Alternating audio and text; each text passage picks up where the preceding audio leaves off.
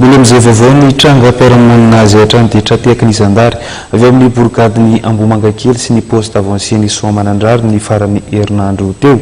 Ny lehilahy miisa 3 mpivarotra toaka gasy ary lehilahy miisa 5 mpangalatra simenitra. Hoarantsika indray ny sary mifanaraka amin'izay.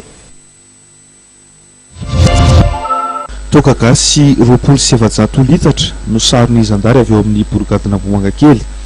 Tamin'ny alalan'ny poste avancé Soamanandrary ny tetsy amin'ny Makolina Ambohimahintsy ny alady lasa teo ka lehilahy 3 no voasambotra tamin'izany.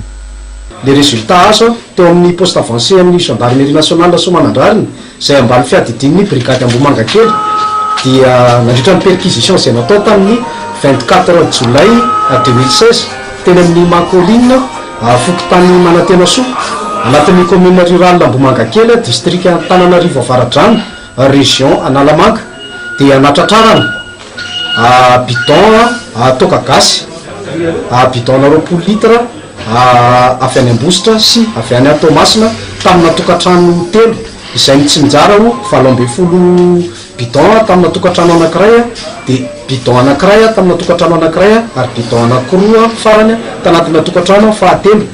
Ireo rehetrarehetra ireo raha mitambatra dia 20 sy 700 litatra. Ny farany herinandro teo koa dia lehilahy 5 no voasambotr'ny Zandary avy amin'ny borikadina Ambohimankely izay fantatra fa nangalatra simenitra tao amina orinasa ny asany. Simenitra 20 gony nahatratra 2 taona no nangalarin'ireo tompanao ratsy tao anatin'ny 2 volana izay mbola hita teny amin'izy ireo.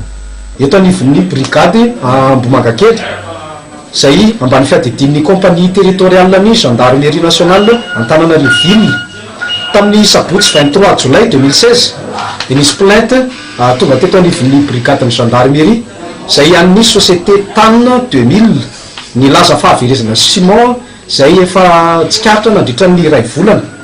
Rehefa nanao ny fanadihadinana ny élément izay nitarihan'ny commandant brigade teto anivon'ny brigade gendarmerie Ambohimankakely dia tratra ny olona anankefatra izay mpiasa tao amin'ny orinasa io ihany.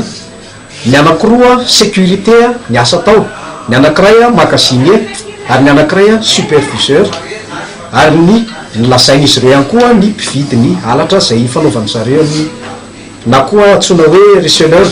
Momba ireo simenitra dia naviana tamin'ny tompony izany rehefa vita ny fanadihadiana sy ny famotorana. Ireo toaka gasy kosa dia nodorana teo mason'ny tompony andraikitry ny Fokotany Soamanandrary sy ireo Zandary. Androany avokoa no nentina natolotra ny fampanoavana ireo voasambotra sy voaroroy tamin'ity resaka fivarotana sy fiazonana toaka gasy ity ary ireo mpangalatra simenitra. Momba ny fivarotana sy fiazonana toaka gasy manokana dia nahazo fahafana vojomaika ireo 3 lahy voasambotra. Momba ilay halatra simenitra kosa indray dia nahiditra ponja vojomaika avokoa ireo mpiasa tao amin'ity orinasa ity.